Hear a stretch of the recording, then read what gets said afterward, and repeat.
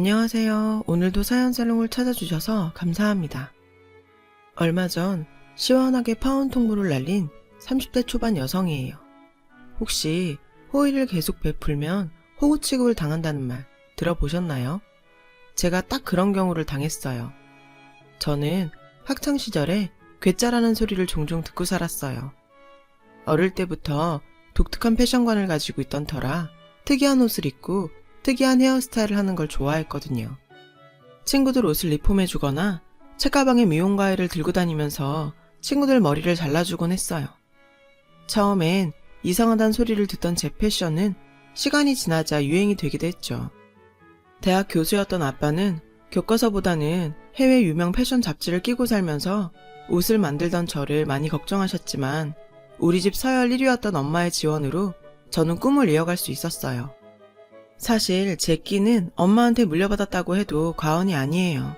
엄마의 예전 사진들을 보면 60년대 사람이라고 믿기 어려울 만큼 힙한 패션 감각을 가지고 계셨거든요. 잠깐이지만 대학에 다니던 시절엔 잡지 화보 모델도 하셨다고 하더라고요. 하지만 패션 디자이너가 되려는 제 꿈을 늘 응원해 주시던 엄마조차 반대한 일이 하나 있었어요. 바로 대학 입학이었어요. 부모님 두 분 모두 Y대 출신이다 보니 하나밖에 없는 딸이 갑작스레 대학에 안 가겠다고 하자 기가 찰만도 했죠. 저도 그 심정이 충분히 이해가 가요. 하지만 제 입장에서는 대학이 그리 중요한 요소가 아니거든요. 수지야, 그래도 대학은 가야 하지 않니? 패션 디자인과나 의류학과에 가서 전문적으로 배우면 좋잖아. 엄마는 대학만이 가르쳐줄 수 있는 것들이 있다며 패션 관련 학과에 진학하기를 원하셨어요. 저도 대학 생각을 안 한 건 아니었어요. 대학에서 전문적인 교육을 받으면 기술 못지않게 이론적인 부분도 채울 수 있을 거라고 생각하니까요. 하지만 반면에 그런 정형화된 교육에 저만의 개성을 가두고 싶지 않다는 생각이 더 컸죠. 그래서 고2 때부터 제가 리폼한 옷들을 팔기 시작했고 제 옷을 좋아하는 분들도 많이 생겨서 제 이름을 건 카페도 운영하게 되었어요. 이런 제 모습에 부모님께서도 두 손을 드셨고 제 꿈을 허락해 주셨고요. 저는 졸업과 동시에 사무실을 얻어 제가 직접 디자인한 옷을 파는 쇼핑몰을 오픈했어요. 사실 첫 술에 배부를 거라는 생각은 안 했지만 거의 2년간 재료값도 못 건질 정도로 적자를 면치 못했죠. 하지만 그런 과정조차 제 꿈에 한 발 다가가기 위한 밑거름이라고 생각했어요. 이후 열심히 매진한 결과 오픈 3년 만에 제가 만든 이브닝 드레스가 소위 말하는 대박을 치게 되었지 뭐예요. 그 덕에 제 쇼핑몰은 화려하고 특이한 디자인을 선호하는 여성분들 사이에서 제대로 입소문을 타게 되었고요. 불과 얼마 전만 해도 하루 한두 건에 그치던 주문이 신상만 출시했다 하면 완판이 되는 통에 함께 일할 직원도 많이 뽑게 되면서 25이라는 어린 나이에 15명의 직원을 둔 쇼핑몰 CEO가 되었어요. 성공 가도를 달리는 저에게 걸림돌은 없었죠. 이후 5년간은 정말 미친 듯이 일만 했어요. 밥 먹으면서도 옷을 생각하고 심지어 화장실에도 노트를 들고 들어가 아이디어 스케치를 할 정도였거든요. 저는 20대 내내 패션에 미쳐 있었고 패션 위크 참석차 출장 가는 걸 제외하면 개인적으로 여행 한번 못 가보고 제대로 된 연애 한번 못하며 30대를 맞이하게 되었어요.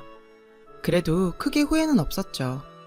물론 주변에선 소개팅을 주선하겠다는 사람도 많았어요. 제가 거부를 했을 뿐이죠.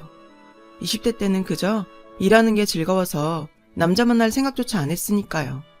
하지만 나이대 앞자리가 바뀌자 그제야 주변을 돌아보게 되더라고요.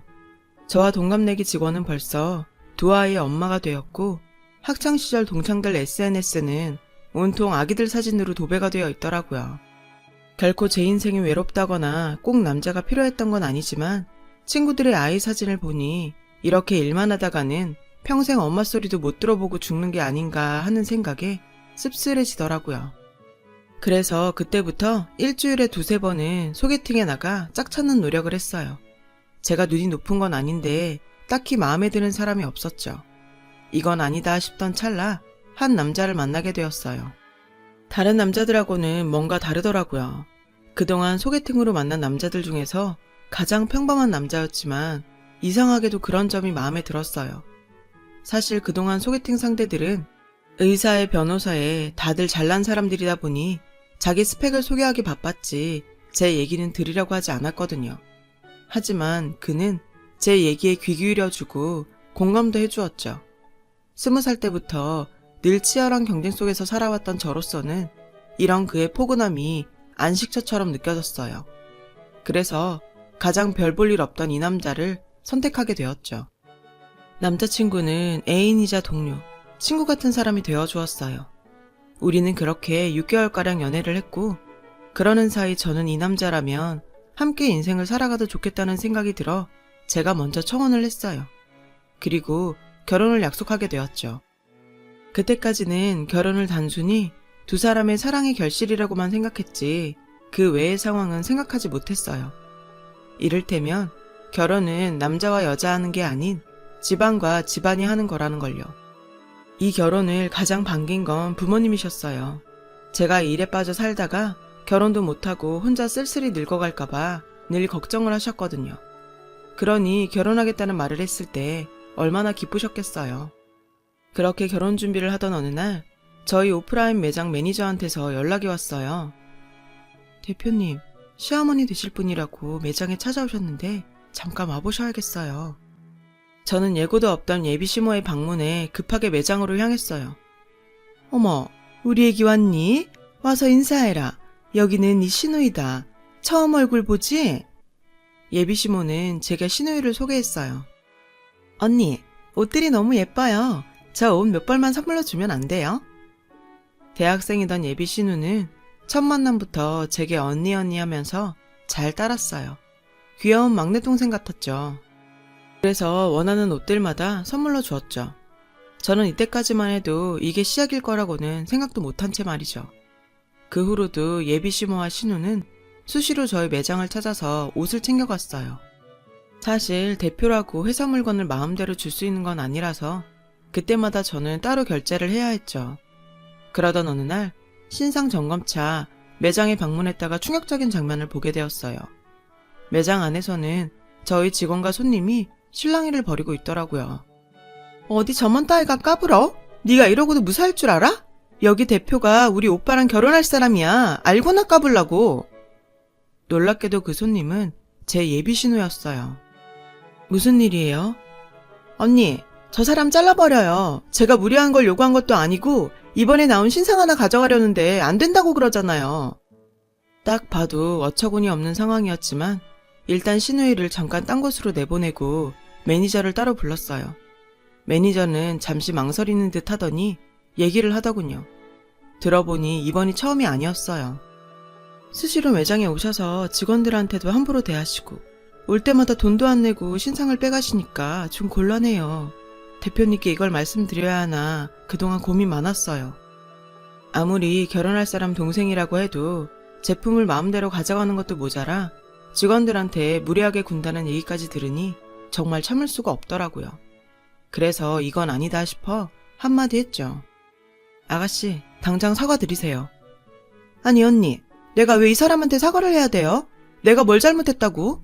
이 사람이 나한테 함부로 한 거 봤잖아요. 언니는 도대체 누구 편이에요? 신우이는 반성하는 기색도 없이 오히려 자기가 뭘 잘못했냐며 화를 내더라고요. 대표인 저도 직원들한테 함부로 안 해요. 그럴 권리는 없으니까요. 이번 일은 그냥 못 넘어가겠네요. 저희 단호한 태도에 신우이는 당황한 표정이었어요. 마지못해 담당 직원한테 사과를 하고는 쌩 하고 가버렸어요. 여동생을 통해 그 소식을 전해들은 남자친구는 뜻밖의 반응을 보였어요. 자기야, 오늘 현아한테 뭐라 그랬어? 얘기 들어보니 매장에서 신상 구경하고 있는데 자기가 막 뭐라고 했다던데? 한 사람 입만 거쳐도 완전 다른 얘기가 된다더니 그 말이 맞더라고요. 도대체 집에 가서 지 오빠한테 뭐라고 했길래 얘기가 이렇게 와전이 됐는지 정말 기가 막혔어요. 그래서 확실히 하고 넘어가야 나중에 탈이 없을 것 같아 상황 설명을 했어요.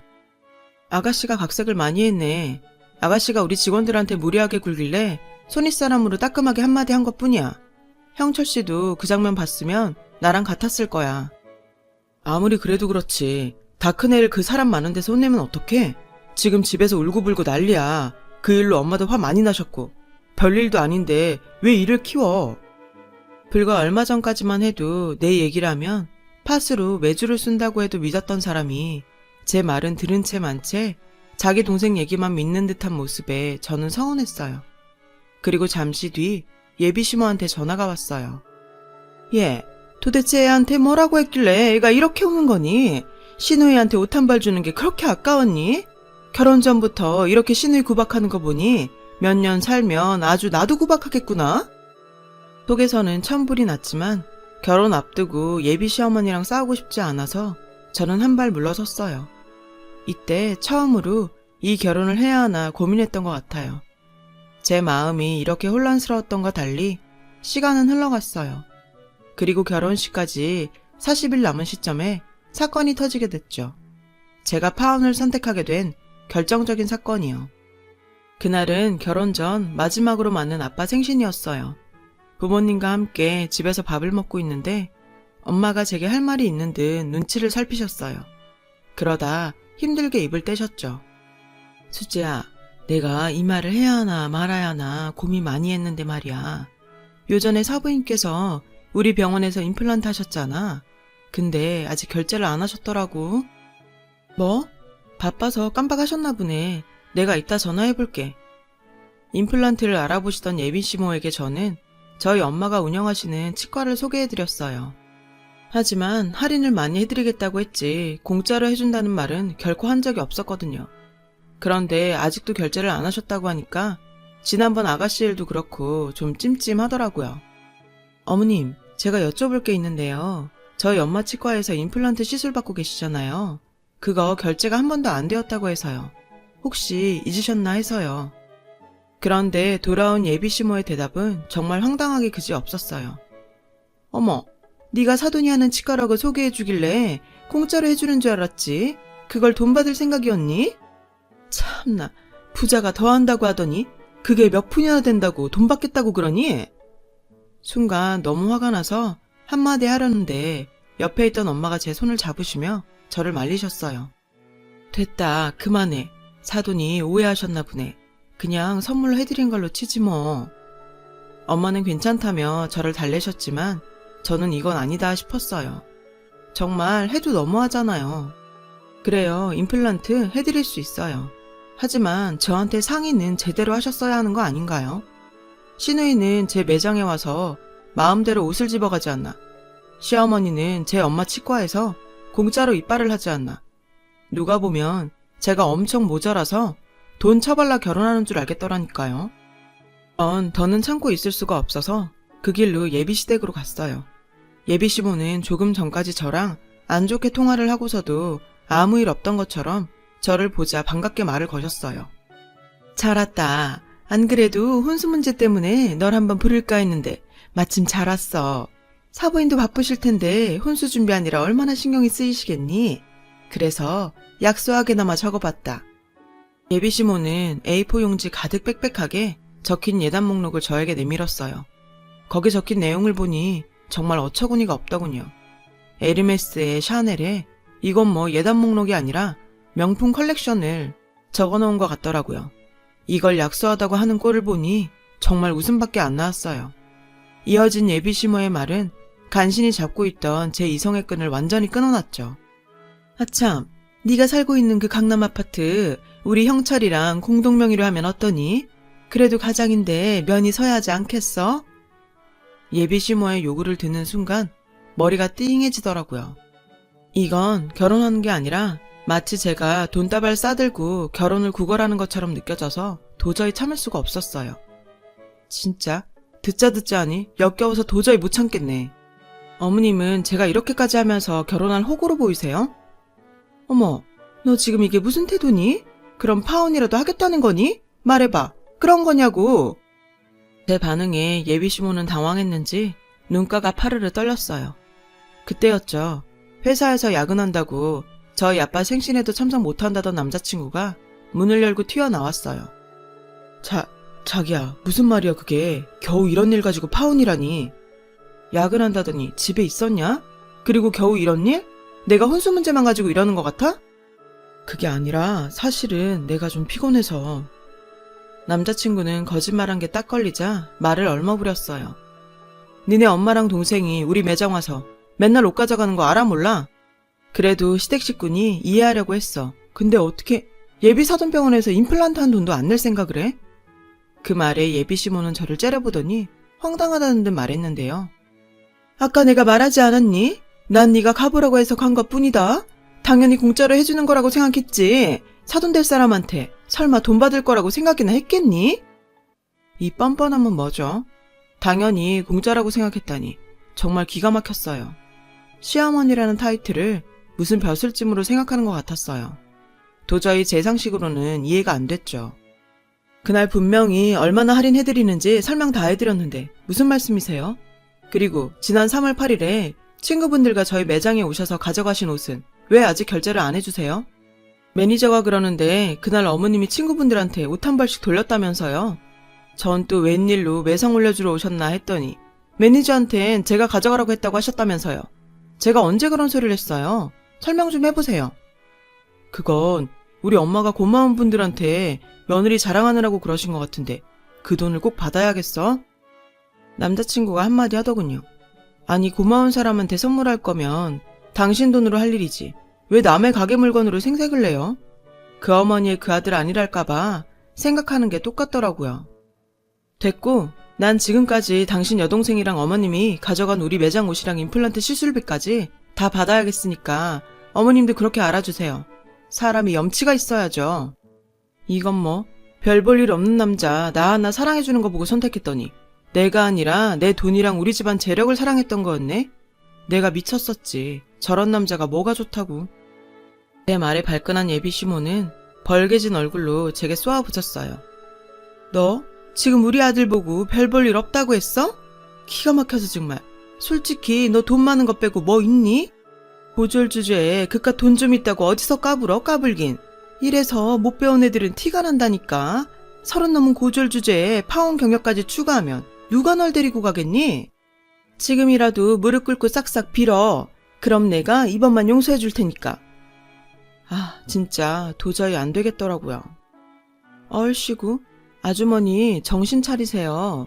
저랑 댁의 아들이랑 결혼업체에 한번 올려볼까요? 누가 더 점수가 높은지? 지금 제 걱정하실 때가 아니에요. 댁의 아들 걱정이나 하라고요. 지금 뭐라는 거니? 내 아들이 어때서? 네가 고등학교밖에 안 나와서 세상 물정 모르나 본데 4년제 대학 출신에 직장 생활하면서 벤츠 끌고 다니는 남자가 어디 흔하니? 니까 것하고는 비교가 안 되지. 저 나이에 자기 힘으로 저 정도 차 타는 남자 있으면 나와보라 그래. 자기 힘으로 해냈다. 벤츠를 끈다고요? 정말 웃음밖에 안 나오더군요. 에휴, 아들을 몰라도 이렇게 몰라서야. 일개 중소기업 사원이 무슨 수로 벤츠를 끌고 다니겠어요? 하도 벤츠 한번 타보고 싶다고 졸라대서 한 대 뽑아줬더니 그걸 또 지가 산 걸로 떠들고 다녔구만. 순간 예비 시모의 얼굴이 일그러졌어요. 옆에 있던 남친놈은 부랴부랴 제 입을 막으려고 했죠. 자기야, 그런 것까지 말할 필요는 없잖아. 우리 잠깐 나가서 얘기 좀 하자. 응? 나가긴 뭘 나가? 오늘 이후로 너 볼 일 없을 것 같으니까 여기서 정리하자. 우선 차키부터 내놓고 너 지금 살고 있는 오피스텔 구할 때 들어간 내 돈 당장 방 빼서 갚아. 옛말에 먹긴 놈이 성낸다고 하잖아요. 예비 시모는 오히려 저에게 역정을 내면서 소리를 치더라고요. 이런 애가 내 며느리가 될 뻔했다니 내 집에서 당장 꺼져. 저도 그러고 싶은데 아직 계산이 덜 끝나서요. 임플란트비랑 옷값 320만 원 아직 결제 안 됐으니 다음 주까지 제 계좌로 입금해주세요. 안 그럼 절도로 신고할 거니까 그렇게 아시고요. 그 순간 차며 집이며 다 뺏기게 된 남자친구는 망연자실한 표정으로 주저앉았어요.